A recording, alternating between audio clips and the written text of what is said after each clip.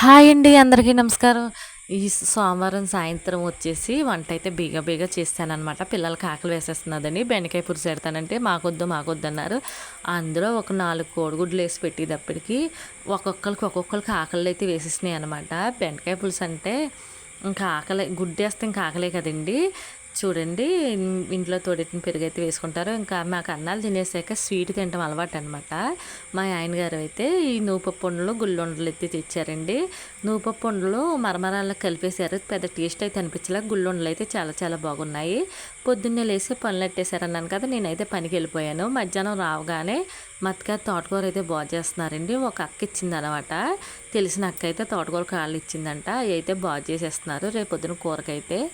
మా ఫ్రెండ్ వచ్చేసి పనసపళ్ళు అయితే పంపించిందండి. చాలా టేస్టీగా ఉన్నాయన్నమాట. ఆరోగ్యానికి కూడా మంచిదండి ఇయి.